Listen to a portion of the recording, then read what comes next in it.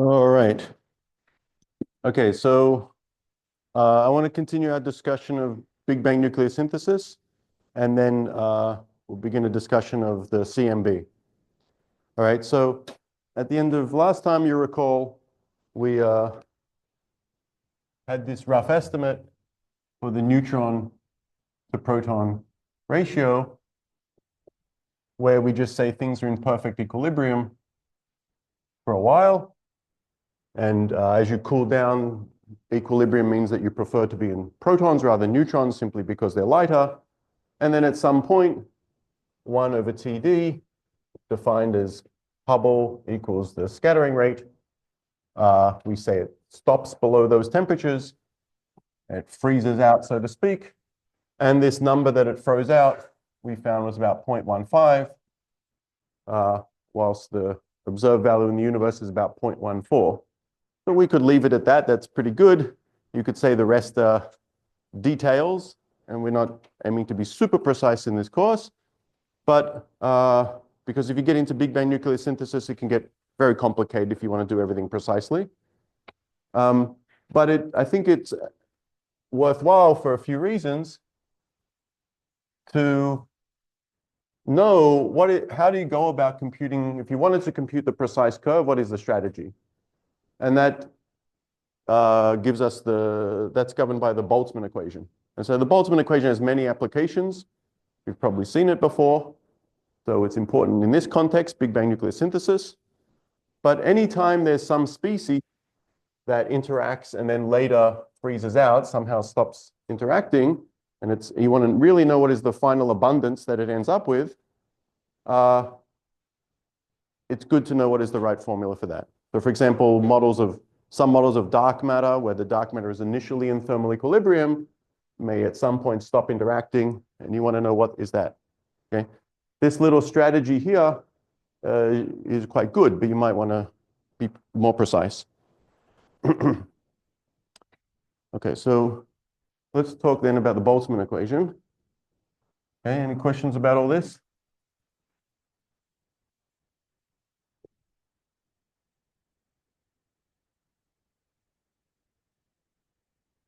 Okay, so let's just imagine we can be a bit more general for the moment than talking about neutrons, protons, electrons, and neutrinos.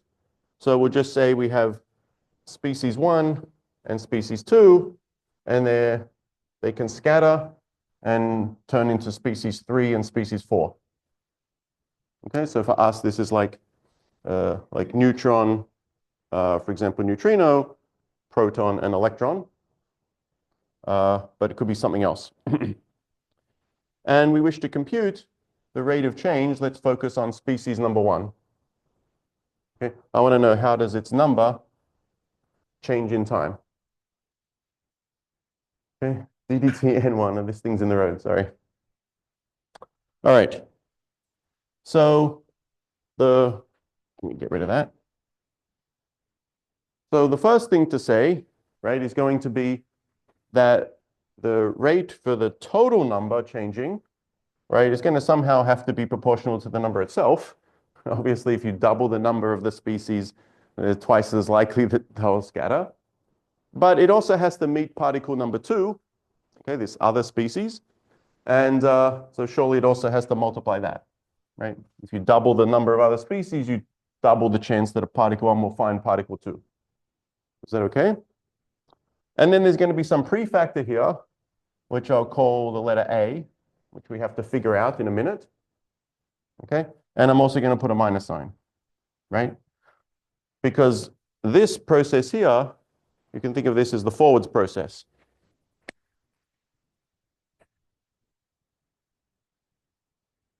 Okay? So this is the rate of change of N1 when 1 meets 2 and becomes 3 and 4.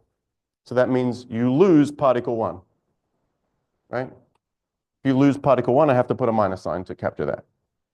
And then there's the reverse process where particles 3 and 4 meet and they become particles 1 and 2. Okay, so that would then, the reverse process, I should put a plus. The coefficient I'll call B. And then this, again, by the same reasoning, has to be proportional to the number of species 3 and the number of species 4. This is the backwards process.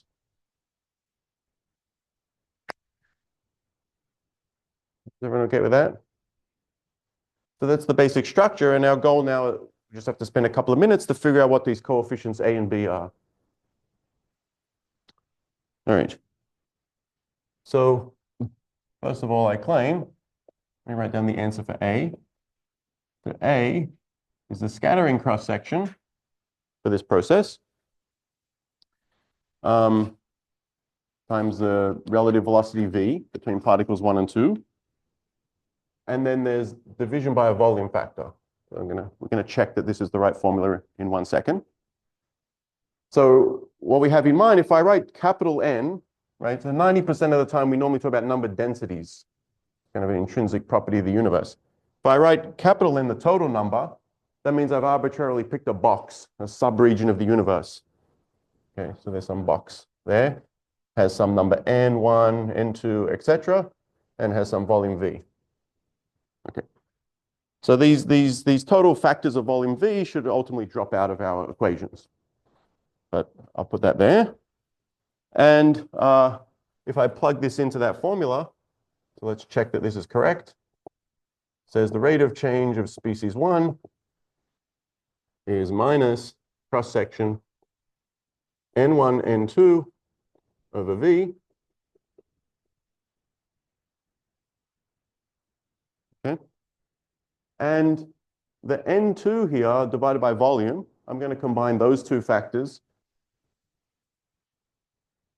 and identify that as the number densities of species 2. I'll find that to be convenient to do. Okay, so we're just going to rewrite that. I'll put it in front. N lower N sub 2, number density.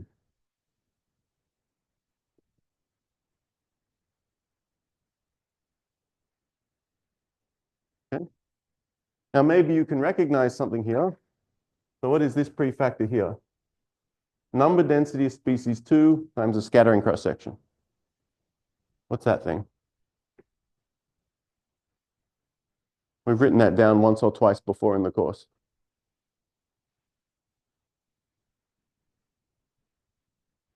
Have you seen that thing in any other course? I don't know. So that thing is the standard scattering rate. Okay? So that thing there means that's just the standard rate for a single particle 1, not all of them, just one of them. What's the rate at which it will find particle 2? You can generally prove that's always the number density of species 2, because it has to meet species 2, and the scattering cross-section for that process. Okay, so we can, if you like, there's some 1, 2, like this. That's the scattering cross-section for that process. All right, so this tells us that the rate of change of N1 is minus gamma sub 1 N1.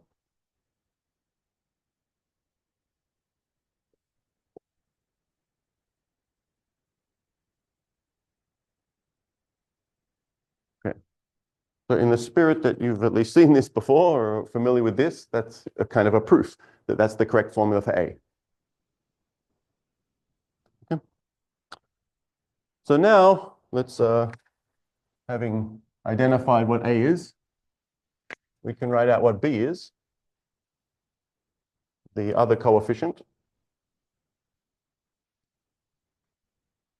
And my claim is that B is A times another factor, N1, N2 over N3, N4 in equilibrium. I can write it like that. Okay, so those are the thermal equilibrium.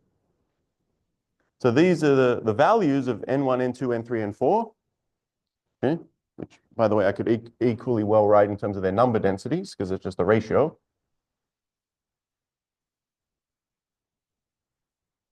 When nothing's changing, equilibrium. Okay, and we can just double check that that is correct, because it just has to be the value for B such that when we put everything in equilibrium, the right-hand side vanishes, right? Because that means the rate of change is 0. Okay, so do we have to write that down? I guess we can check.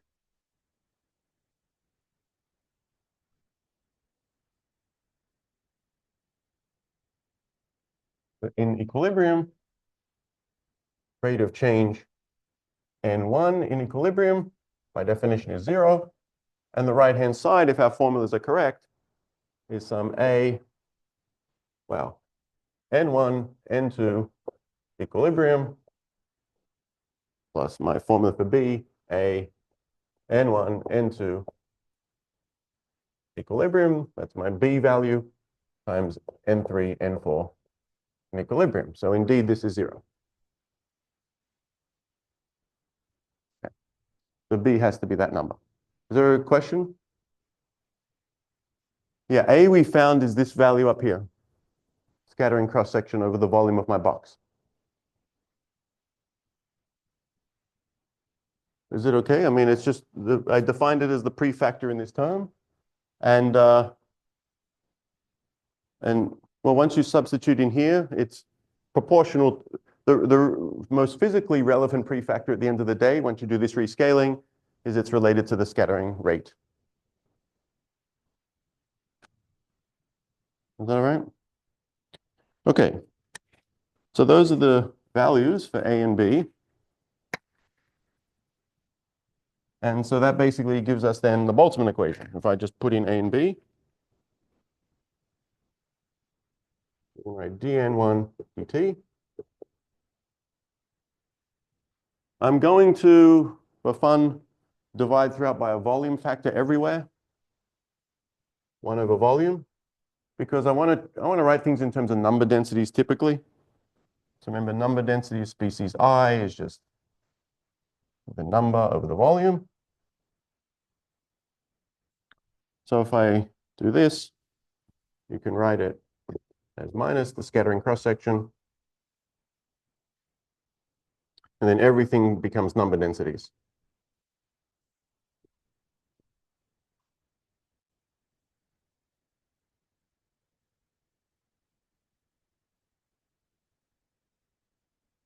Is that all right? The A has a 1 over volume, and then I divide it by another volume. So then both factors can be densities. Okay. And this thing on the left-hand side almost looks like a density, right? It has N1 upstairs and a volume downstairs. But there's a derivative involved there, so I cannot just claim that's ddt of the density. But you can write this, nevertheless, as, say, 1 over A cubed ddt N1 A cubed, using the fact that volume is proportional to A cubed. Is that all right? So it's like this is just number density times volume divided by volume. Okay.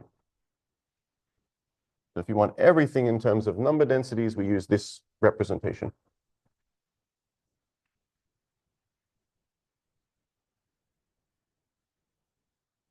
And alternatively, we sometimes like to make the scattering rate manifest, as I did over here.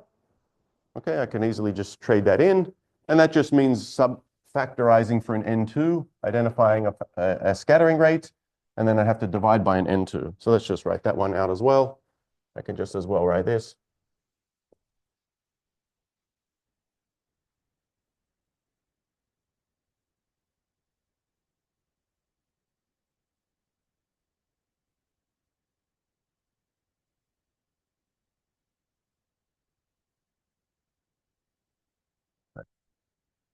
Yeah, this form is kind of nice. It's somehow more symmetric between 1 and 2 on the right-hand side. This looks a little awkward, a little asymmetric, but it's just as valid.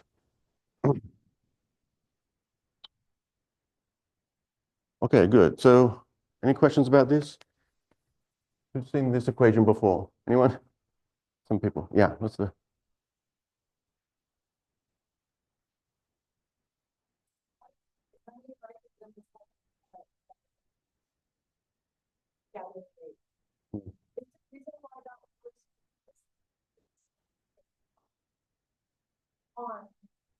Using N2 like number density 2, it works for if we were going back to 3 and 4 too, because the process needs to happen on the same rate. Oh, so, okay. At this stage, remember we are, okay, let's just back up. we're not assuming the forwards and backwards are at the same rate. So if they were at the same rate, then we're in equilibrium, and the right-hand side is just 0. So that's the statement of equilibrium. The Boltzmann equation allows us to be in equilibrium, which we will be at high temperatures, but also allows us to consider lower temperatures as we start to deviate from equilibrium, and the right-hand side will no longer vanish. So the point of this equation is allows us to consider both equilibrium as well as going out of equilibrium.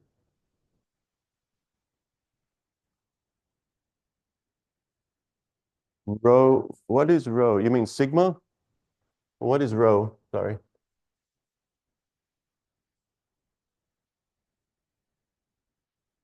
This rho. Okay. Capital gamma, but okay. No. I'm sorry. It just,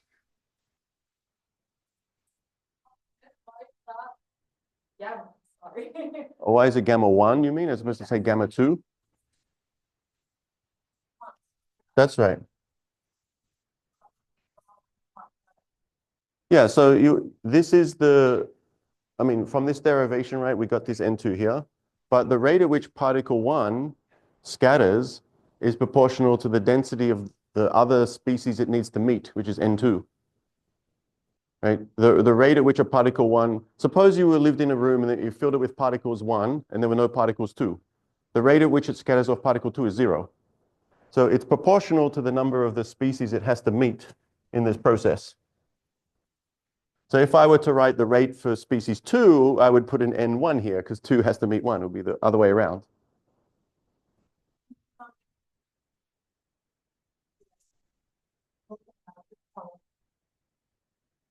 No, every species will obey an equation that looks like that. You just commute.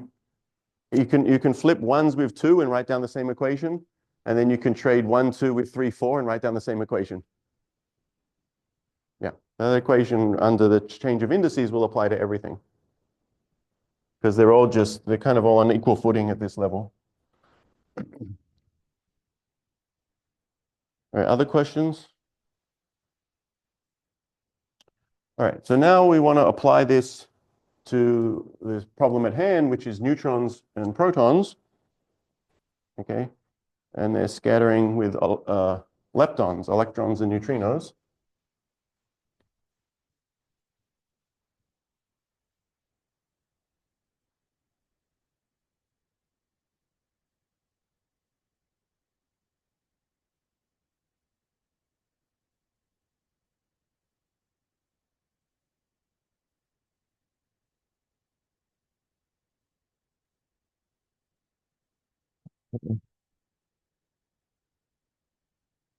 Remember, we had things like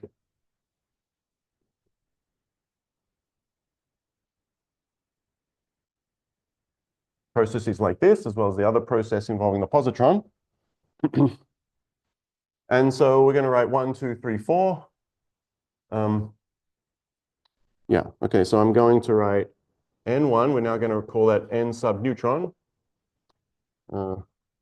N, or N3 will be the proton. There's number 3. And as you're going to see, it won't matter much in a minute, but N2, which would be, say, N neutrino, this one is still carrying a thermal distribution. Right? Remember, these neutrinos always carry a thermal distribution, even if they decouple. Remember that? They're still given by this zeta 3, whatever, T cubed. So these ones are thermal, and N4, I guess, the electron, we're also going to take that to be in equilibrium. Okay. Electrons love interacting. They're going to be scattering off these photons a lot. We're going to deal with that later. Now, eventually, these processes will slow down as the universe becomes neutral, but that takes hundreds of thousands of years. The electrons are scattering a lot, and they're going to maintain equilibrium. Is that okay? So these ones will be very simple. The leptons are very simple. Over here, they're in equilibrium. So good approximation. And it's the protons and neutrons we have to worry about. Okay, so if I apply this to the rate of change of neutrons, there's 1 over a cubed number density of neutrons now is somehow the scattering rate for neutrons I'll use the bottom formula.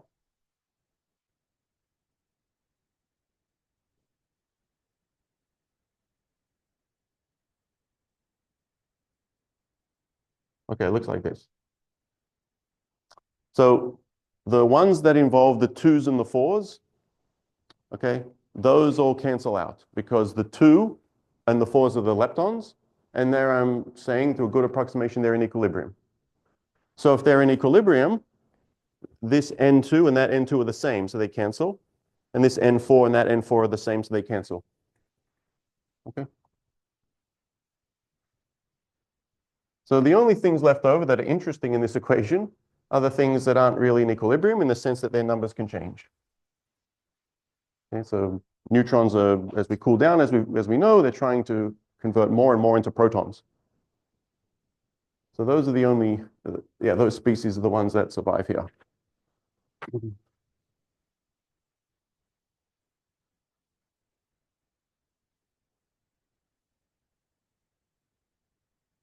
Okay, this equilibrium rate, we wrote it down last time. Okay, so if you recall, n neutron over n proton in equilibrium, right? This is basically e to the minus q over t, where q is the mass difference in temperature. Oh, is there a question? Yes, n sub n. Which one?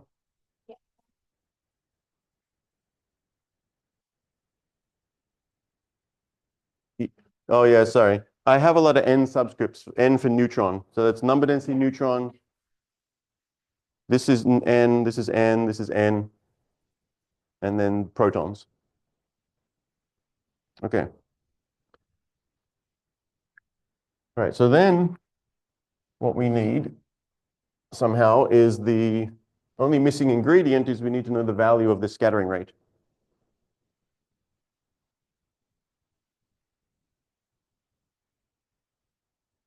Okay, so this is the thing we can just look up in a book. I'm going to try to derive that here. So if I look at this process here,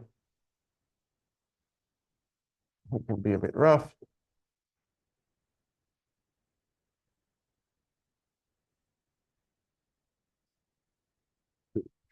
Electron. Okay, it's this kind of process. And there's the other rate, there's the other process as well with the positron, but we just add the two rates. Okay, so let me just state a fact.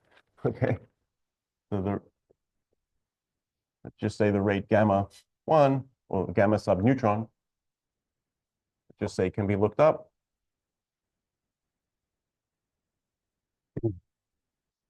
Here it is, gamma neutron scattering rate for these kind of processes is somehow 3060.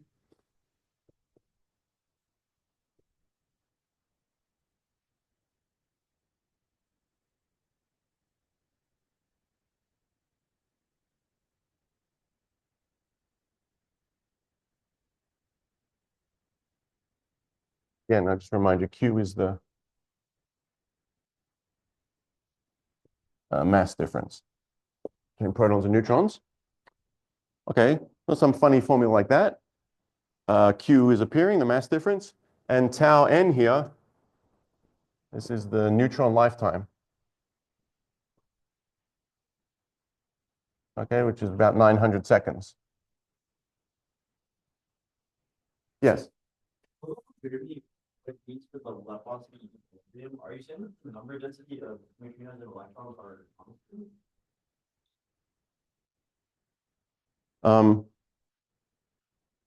So these processes, are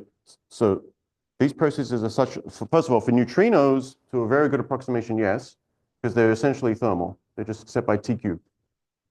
So in a process like this is a rare process. It's a tiny little correction to the number of neutrinos. And at this early stage here, we're still at such high temperatures that there's still loads of electrons and positrons around.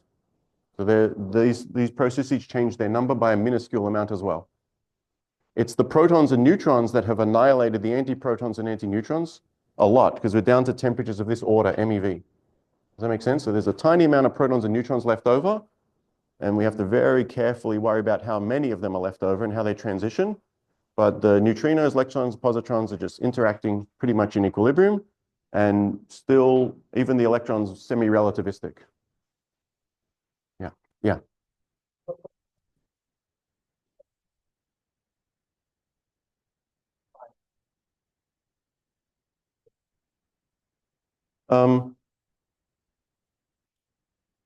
Well, once this process soon this process is just going to shut off.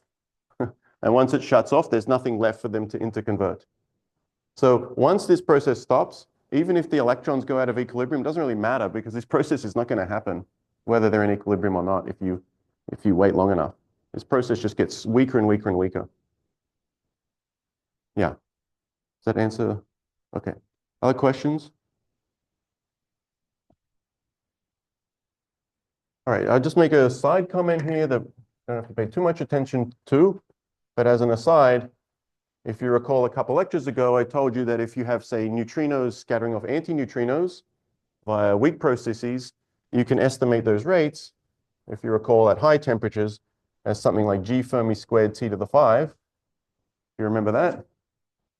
And yes, this first term here, which is the high temperature piece, so these are lower temperature corrections.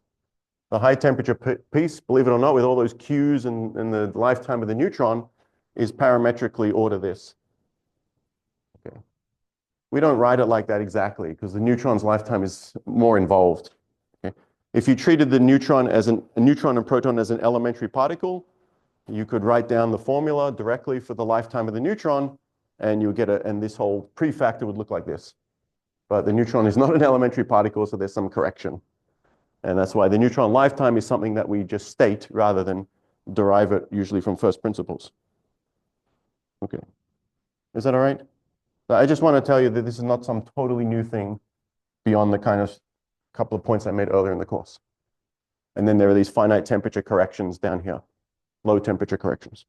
All right. So with that in mind, you could just put this on a computer and solve this thing. But it's slightly awkward to solve this thing on a computer. Well, there are multiple reasons, but as written as a differential equation, we would like one variable and one clock, okay? And we have two funny things going on here. We have two variables at this point, the number density of neutrons as well as the number density of protons. Just like we have two variables to solve for. But that can't really be a problem because the number of baryons is conserved, right? So the number of neutrons plus the number of protons is conserved. So in some sense, we could eliminate one of the variables in favor of the other one. Okay, and let me just state that turns out to be a super nice variable that handles that business, which is just the neutron fraction.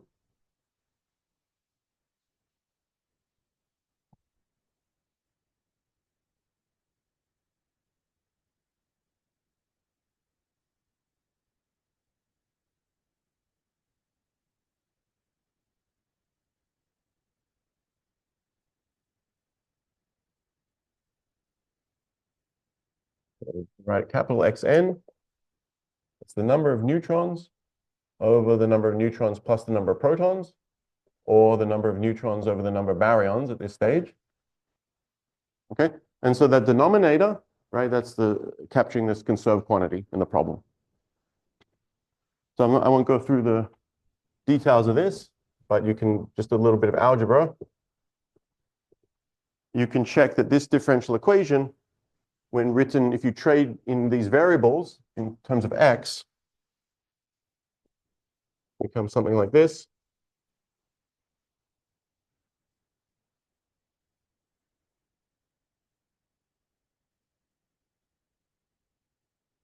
Okay, I'll put that equilibrium ratio there. So it's just some substitution, but it's a little bit, I mean, it's a couple of lines to figure that out. Is that okay? And so then it makes it manifest that we really only have one variable we're solving for, which we can think of as the fraction of baryons that are in the form of neutrons. Okay? And then the only other awkward thing we have is that we're dragging around kind of two clocks. Okay, so we have time t, but we also have temperature floating around. And temperature is changing in time. Okay, so we don't want to drag around both t and capital T, as it were. But that's not really a problem because we can recall the time, if you write it in terms of temperature, is like 0.75 seconds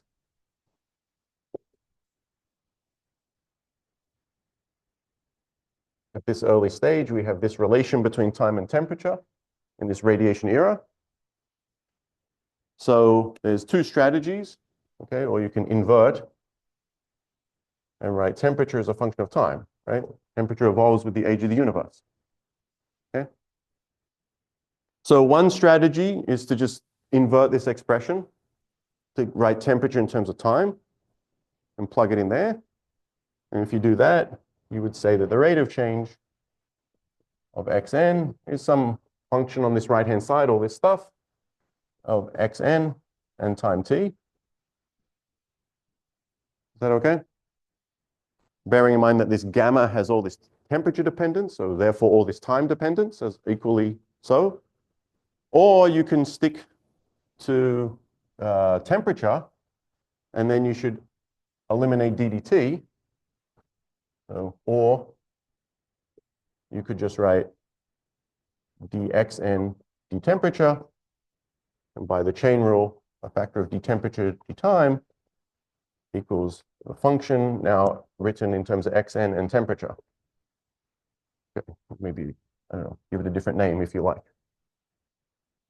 Okay, so you have a choice. You either think of the whole system as a function of time or as a function of temperature. Either differential equation you could set up that way. Okay, but it's just an ODE. So any questions about this?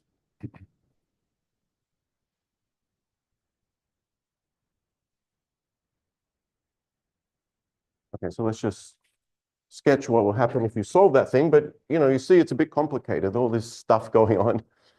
You got to ultimately solve this thing on a computer. That's the point. We don't just want our rough estimate that we already did.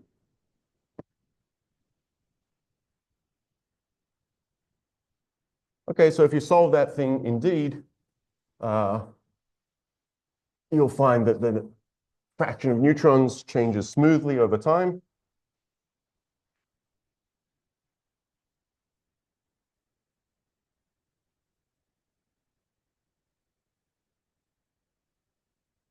So we can put again 1 over temperature or time. And I can either plot x, this fraction versus time, or go back and plot it in terms of the ratio of densities. And indeed, it's some nice curve, as promised from last time. Okay, this will numerically come out of solving that thing. Is that reasonable? And we just compare this. Oh, and then it ends up, if you do it, it ends up at like 0.18. But from last time, we said, remember, perfect equilibrium, and then some point you stop at what we called temperature decoupling, and then it froze, and that was about 0.15. That's right.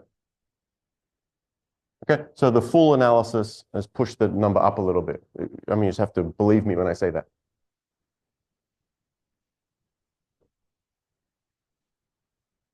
Oh, and I should also mention this temperature decoupling here, right? As you know, it comes from H is gamma, but now we're in the position to check, to compute that. I told you this was like 0.68 MeV. And so that comes from setting that funny looking expression equal to Hubble. And you'll get out 0.68 MeV. Is that right? Because that's the explicit formula for the rate. Yeah. Oh, if I recall, it ratio based on the like helium and hydrogen mass. Right. That's right. That's correct. Yeah, we're about to fix that. But thank you, yes. But this is what we get. Okay. Now, does anyone recall, maybe I said it quickly at the end of last time. There were two errors we made in this simple estimate, the 0.15. Here's fixing the first error. There was another error. Yeah.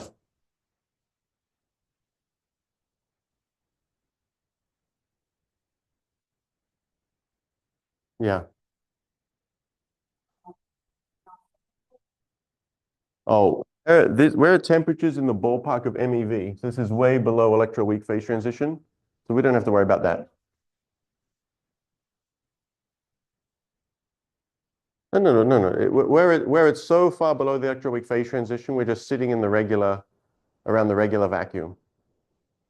Whether you're here or here, we can ignore the electroweak phase transition is what I'm saying, because we're at such low temperatures. That would matter if we were in the vicinity of like 200 GeV or something or other. Does that make sense? That's the temperature of electroweak phase transition.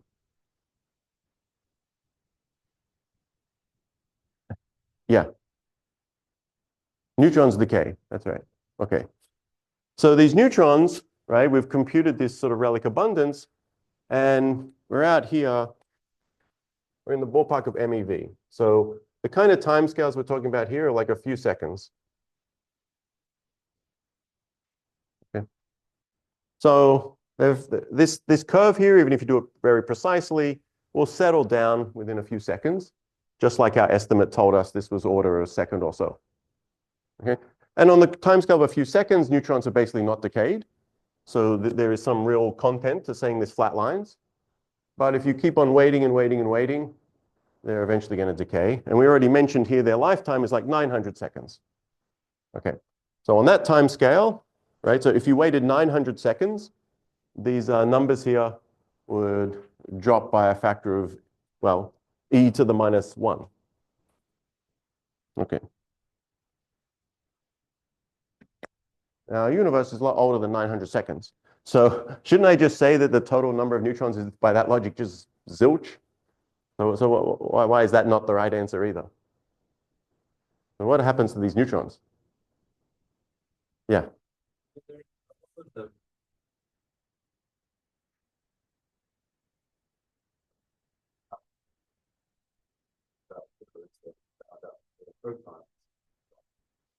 Right.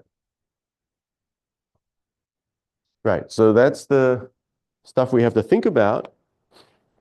And that's really where you could go to town on this subject.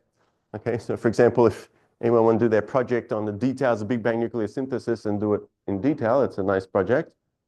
So for us, just for a couple of minutes, just want to say some words about this rather than doing it in any detail. Okay. So what's the first element that we might form? All right, we have neutrons and protons. So what's the first thing we might get?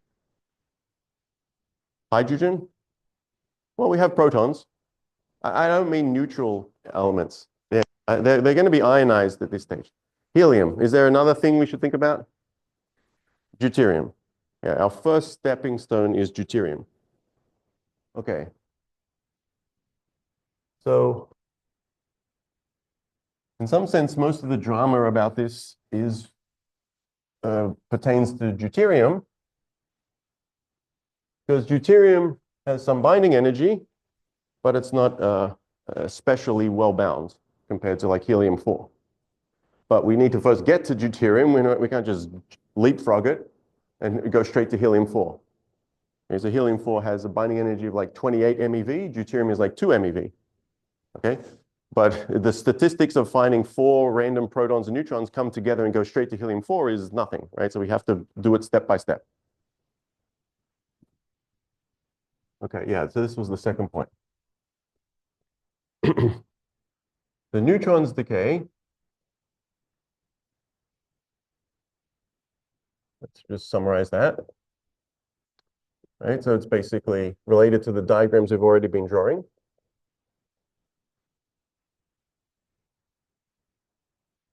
By the way, that's the reason the neutron lifetime appeared in our scattering rate formula, because I just moved a particle from one side of the equation to the other. So those rates and decay rates are highly linked to one another. Okay, anyway. So what this means, therefore, make sure we do red. Okay. So let me erase this other 0.15 for the moment. That was just an estimate. But coincidentally, if you take 0.18 and now you ask what's the fraction, xn is nn over nn plus np, right? This is going to be a little bit less than 0.18, right? You just plug in 0.18 into that. That one happens to also be about 0.15. Okay, is that all right? Yeah, it's got nothing to do with the 0.15 estimate we made on this other thing. It's just a coincidence. But I mentioned that there because computing how it decays is much easier stated in terms of this. So what we can write is xn over time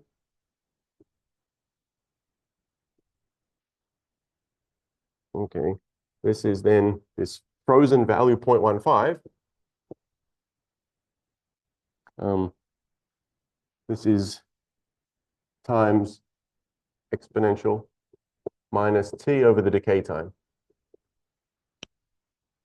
All right, so that's the issue. But then as we said, however, we can form deuterium. Okay, we have to lock up these neutrons to prevent them from decaying. So that's a process like this. Deuterium plus a photon, and the binding energy of deuterium, as I said, is something like 2.2 MeV. Okay, so there are these processes happening. Now, if these processes are in equilibrium, however, you form a deuterium, and then remember we're living in this bath of photons, and there's order a billion photons around for example, every proton. Okay, and there's about 7 billion photons for every neutron, because neutrons are even less abundant than protons by this ratio. Okay, so there's order a billion or so photons for every one of these particles. So if you form a deuterium out of these two coming together, there's a good chance that a photon will then, the reverse process will occur, and a photon will dissociate the deuterium and go back. Okay, so you're in a process where this building block, because we need the deuterium as a stepping stone to the higher things, but our building block just gets destroyed the moment it gets produced. Okay, so this would be an equilibrium, you're going back and forth, but then you're not making any progress, because it takes a little bit of time for these deuterium to then meet other neutrons and protons and form heavier elements. So this process is going to prevent this from happening, where we get deuterium in equilibrium values, but they're being destroyed continuously. Okay. Now, the key is to think then about, do these photons have enough energy to dissociate deuterium? Right? So we need, right, the energy of a photon clearly has to be greater than this binding energy of deuterium to dissociate deuterium, or that is to say, for this reverse process to occur. Okay, so if we live in a bath of low energy photons, then this reverse process is kinematically forbidden. So then the deuterium would just survive. Okay, so the fate of the deuterium then is related to the energy spectrum for the photons. Okay, high energy photons, the deuterium is destroyed. Low energy photons, deuterium will survive. Right? And we're getting down here, we already said past this point, in the regime of a few seconds or so, we're down to order like half an MeV or so in temperature. Okay, so most of the photons do not have 2.2 MeV worth of energy. Well, if you're not happy at a few seconds, you go to 10 seconds, 20 seconds, and so on, right? If we recall, T is like 0.75 seconds, root 10 over the magic 3.36 we computed last time, G star, MeV over T squared. Okay, so just wait however long you like. In time, the temperature keeps dropping and dropping. The temperature of the photons will be well below 2.2 MeV. Okay. So just as a comment about this is going to be a big deal when we talk about the CMB. Problem, however, is suppose the temperature falls to, well, I don't know, might say 0.2 MeV or something like that. You say, oh, well, these photons all basically have less energy than 2.2 MeV, okay? But there's a problem. The problem is there's a huge number of photons around. There's still a billion photons. We have to remember that. And so that means there's always a tail of the distribution in photons. There's a tail that can have anomalously high energy. Okay, so photon distribution. Right, it's a number of photons per energy window. Talked about many times. So even if you're at somewhat low temperatures, low meaning temperature low than the binding energy of deuterium, okay, which is even here you're entering that regime. That little tail there, which is exponentially small, still matters. There are these photons here. These are the photons with E bigger than the binding energy of deuterium, and they can dissociate deuterium. Okay. So you need the temperature to keep on dropping so that this tail becomes so minute that the probability of this happening drops to, like less than a half and beyond. So the deuterium can start to survive. Does that make sense? Okay. And so this factor of 1 billion shows up in that little computation. And we'll see that explicitly. We'll do almost the same kind of computation properly for the CMB. Is that all right? So remember there's a sort of relative to the number of neutrons, there's a factor of 1 billion in the height of this thing. And so this tail needs to be, you need to be in the exponentially small tail that even when you multiply by 1 billion, the probability is small for the dissociation to occur. Okay, so you have to wait till you're at quite low, relatively low temperatures. Okay, it's not super low though. Okay, so let's do.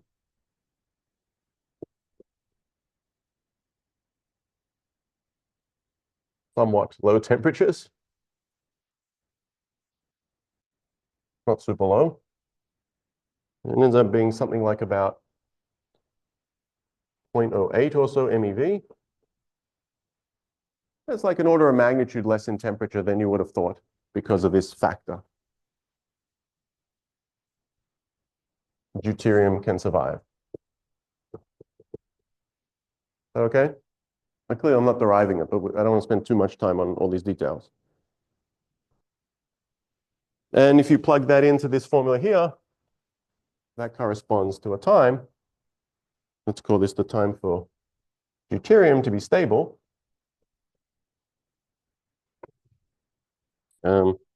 This is about 200 seconds or so.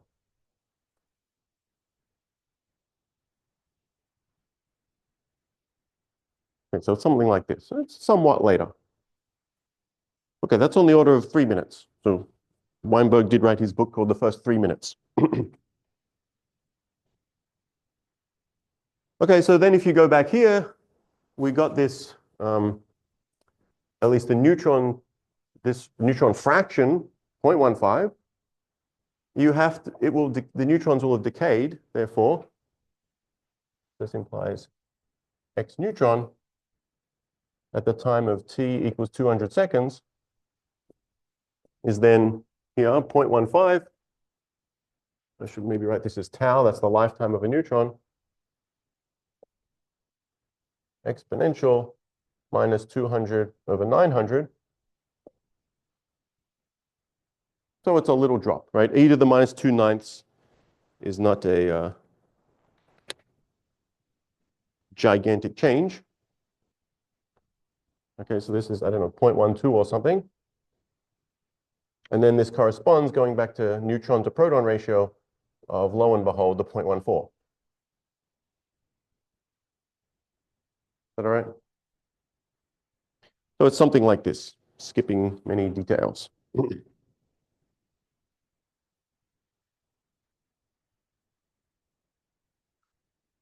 right? And then again, there's a long story. We're at this stage, right? So when the universe is older than about 200 seconds, deuterium have formed and they can survive. They've essentially gobbled up all the neutrons for the most part, because this indeed has a binding energy. You drop the low temperatures, the neutrons want to go to this bound state. But then now suddenly we realize there are other, even more bound states, like helium. And so they will gobble up the deuterium rather quickly. Okay. And there's not going to be any barrier to the photons dissociating them. The photons don't even have enough energy to dissociate deuterium. They certainly don't have enough energy to dissociate the helium. So therefore, those other elements will appear rather quickly.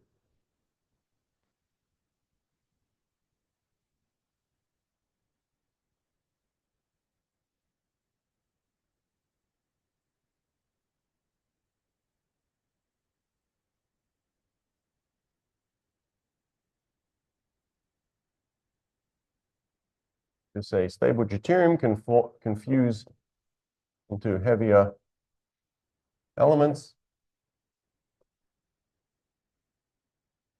So a couple of the basic processes: deuterium can meet a proton into helium-3 and emitting again a photon. That forward process is allowed. The backwards is very rare. Okay. And then the helium-3 can meet deuterium and form helium-4, for example, plus a proton.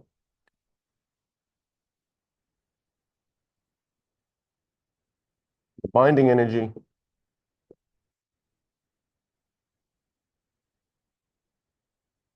helium-4 is something like 28.4 MeV. In fact, it has the highest binding energy per nucleon of the light elements. So everything loves to end up here. Well, not everything, but most things end up here. Okay, so that's why our counting from before, we've basically just counted neutrons down to 0.14. Neutron to proton ratio of 0.14, we can say that the high percentage of that just ends up in helium-4, but not 100%.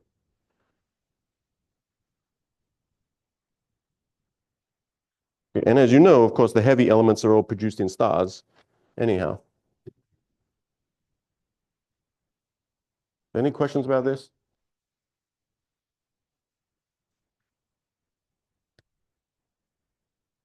Okay, because if not, that's our discussion of BBN. That's all I have to say about that. But yeah, you can solve like sets of these Boltzmann equations to try to figure out these small abundances of the other elements. That's very important.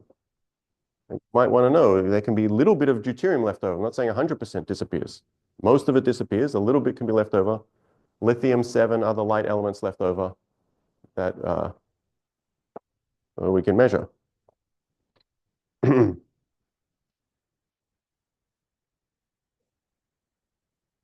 sorry?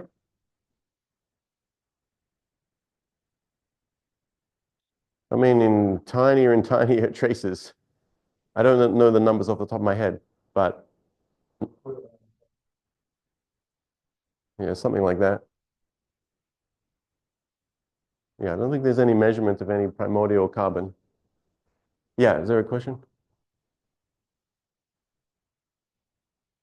Sorry, can you speak up? Sorry.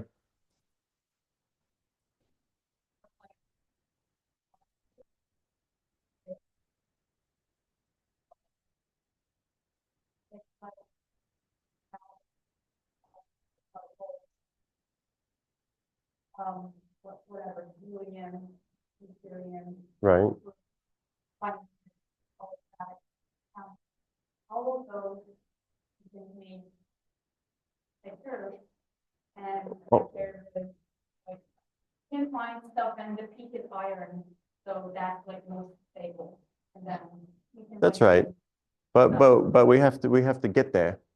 And here we're in a state where everything's cooling and cooling and cooling. So it's harder and harder to get there. So one gets there through stars, but not this early universe becomes pretty hot, but becomes quickly too cold to get much further than helium-4. Is that okay? Yeah, so we really need to sort of reheat the universe again. Yeah. Universe. For that, like Yeah, I think that's right.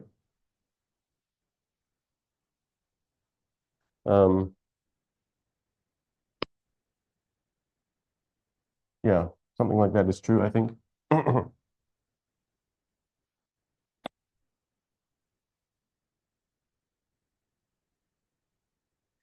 Um,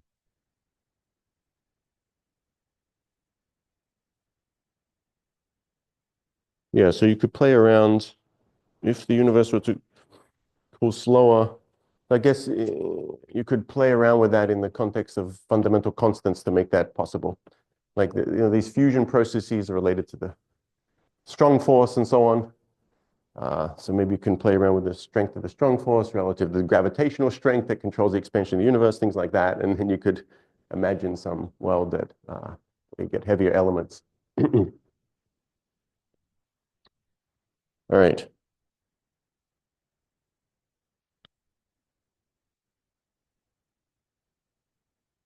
So we want to head towards the cosmic microwave background. Okay. But let's see. Right. So let's just remind ourselves after a few seconds. Okay, our universe is mainly protons, electrons, photons, neutrinos. And yes, there's the deuterium and so on. But by number, it's not a lot, right? There's only for every, what is it? For every 7 protons, there's like 1 neutron. Okay. So, and those go into helium and so on. So let's just write, and helium. Okay. And neutrons. But for this discussion, that 1 partner 7 correction to the actual structure of the baryons is not essential for this coming discussion. Is that okay? We, of course, keep it in the back of the mind that there's some helium. These neutrinos, as we said, are decoupled, so they're not going to play and they have a temperature that we already computed, so they're not going to play a central role in our discussion. But the thing we do want to discuss are these. Okay? So at this point, our protons and electrons are free. So we have this plasma of these electrons, protons, photons. And as the system cools, right, there should be a point at which the electrons and protons combine to form hydrogen.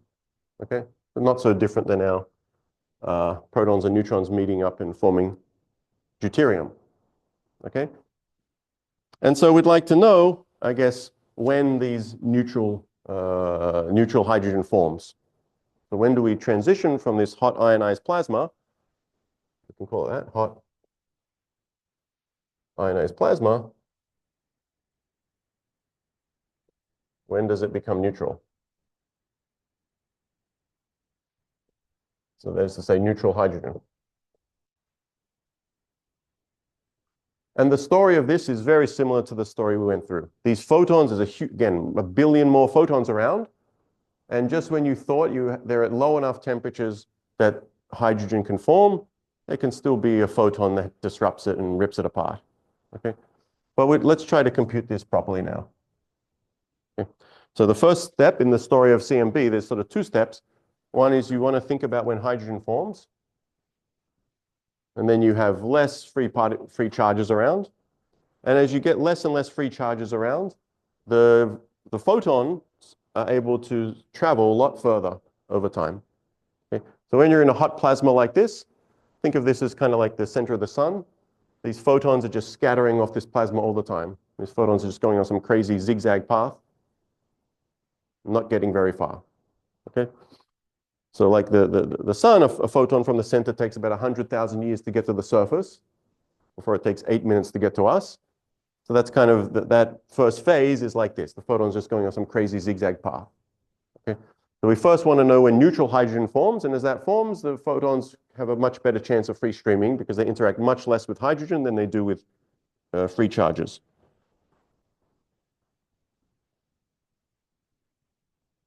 All right.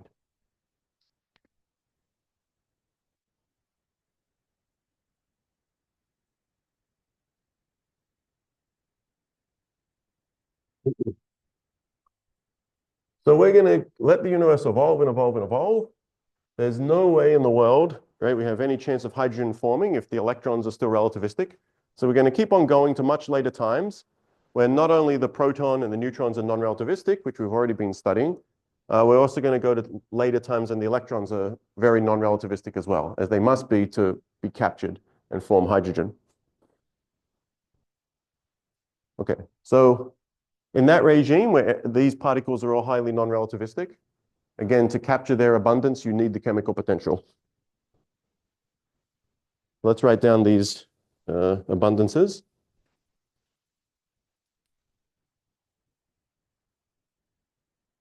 Again, number densities of non-relativistic species. Already said, species I is just electron and proton for us, or hydrogen, by the way, which we're going to have to think about.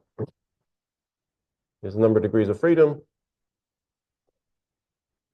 mass, and then this exponential, which, as we recall, we need the chemical potential. All right. So our process of interest is electron plus proton can go into hydrogen plus photon. That's our basic process, right? When we capture an electron. And this stuff is interacting quite a lot, right? So you can imagine, you should imagine that this system is in equilibrium. Right? Charged particle, this has got nothing to do with the weak process anymore, right? Or the strong force. These are just charged particles which love interacting like crazy. So rest assured this will be in thermal equilibrium.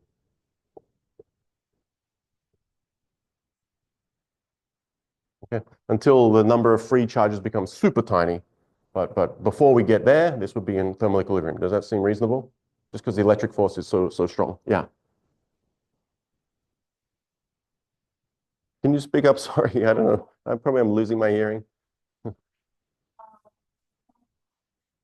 is like two or mass difference or. Oh, we'll come to that in 1 second. At the moment, it's just the mass of the particle minus the chemical potential. Yeah. Okay, so let's write down chemical equilibrium. So mu E plus mu proton is mu H plus mu photon. But as we've said, mu photon is 0, right? So we don't have to worry about that.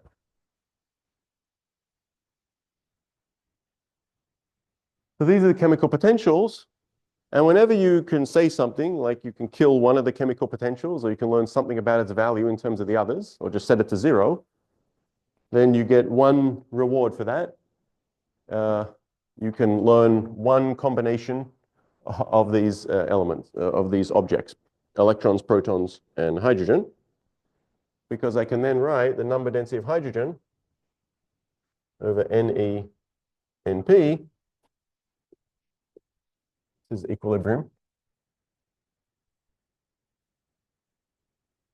Right? If I write out this ratio of things and use this fact, the chemical potentials cancel. Okay, so that's the thing we can learn, is that funny ratio of things. So GH, all these degrees of freedom, which are, most of them are 2.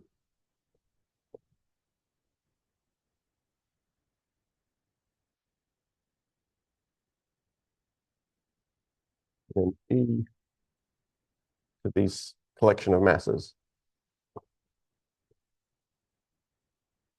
Is that all right? Yeah.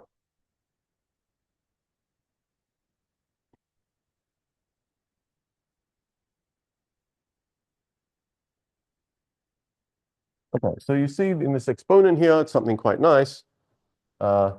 This is related to this is in fact the binding energy of hydrogen. Right? Literally the proton mass plus electron mass minus the hydrogen mass is its binding energy. Well, I guess you would call it the ionization or equivalent ionization energy, 13.6 eV.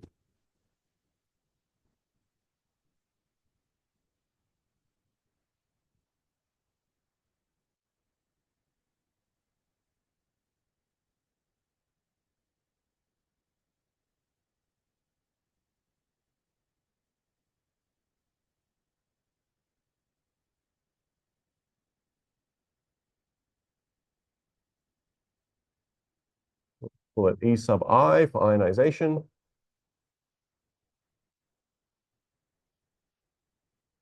(13.6 eV). So that is the kind of energy scale we care about. So we're gonna be thinking about temperatures getting down to EV here as a relevant temperature in the problem. And then a little note, the degrees of freedom. There are 2 spins the electron, 2 spins for the proton, and then the number of degrees of freedom of hydrogen is, well, 4 actually, because we have to multiply 2 times 2 for these possibilities. So anyway, that prefactor out front with the G's is actually just 1. Right? Let's be a little glib and we'll say that the proton mass and the hydrogen mass are about the same. So in this number density of hydrogen, and furthermore, in a neutral universe, the number of protons is the same as the number of electrons. Okay, so we'll also make that simplification.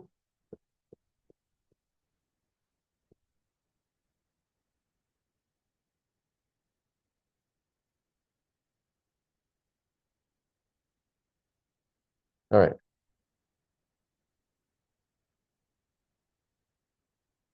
Okay, and just to be clear, right, whenever I write, say, number density of electron, we mean the number density of free electrons. Number density of proton means the number density now of free protons, not the total number. The rest are inside the hydrogen.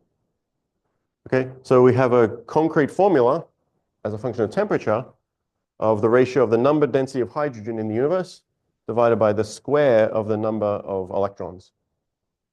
There's that neat little formula. Okay, and just controlled by the binding energy of hydrogen.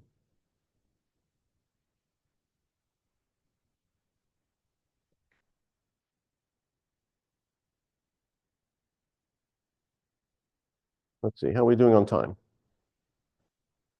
Any questions about this?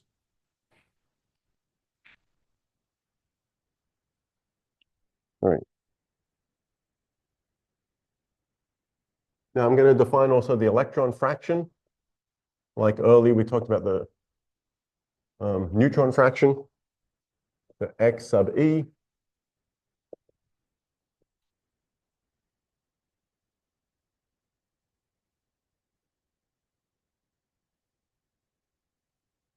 Okay, or you might remember this as the number of protons plus the number of hydrogen.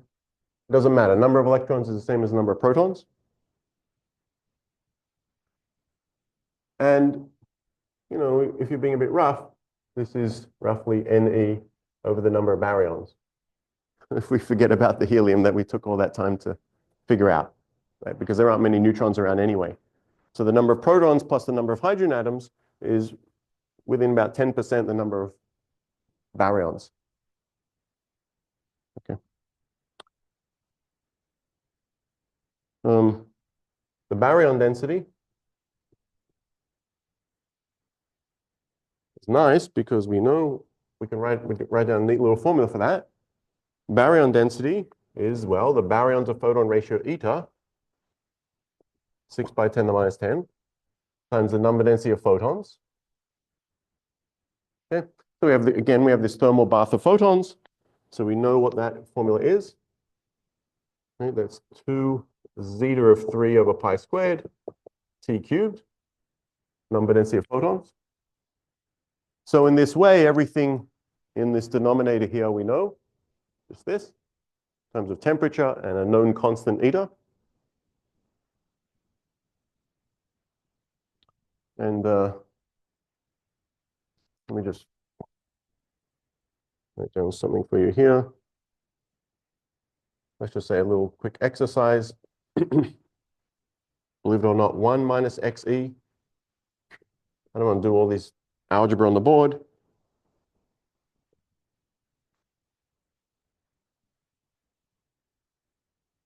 Okay, so you can check with this little definition of xe in terms of n electron, n hydrogen. You can also write it as this. That's just a little bit of algebra. And then putting all that together, let me just tell you what it looks like. I'm just rewriting this right-hand side.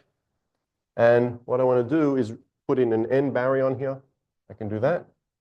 And an n baryon there. Okay, simply because this left-hand side can be rewritten in terms of the fraction of electrons. And this right-hand side, I can rewrite because n baryon has this neat formula here. Okay, so you just put all that together. And you get a nice expression for the fraction of electrons in the universe.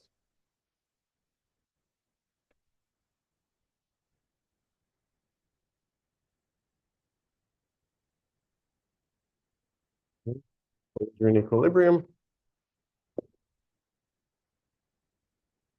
Some numbers. There's the eta, which is this very important number to remember because it's so tiny.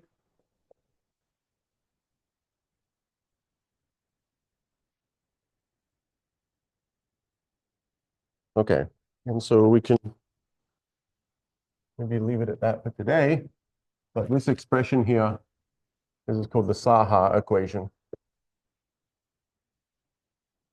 Okay, explicit expression for the fraction of electrons in the universe in terms of temperature. We're just doing these little bit of substitutions. Okay, so that equation you see is quite nice. I mean, it's just an algebraic equation. If you multiply both sides by xe squared, it's just a quadratic that we can solve. Don't even need a computer for that thing. And we'll maybe pick it up there next time. Any questions about all this? All right, thank you.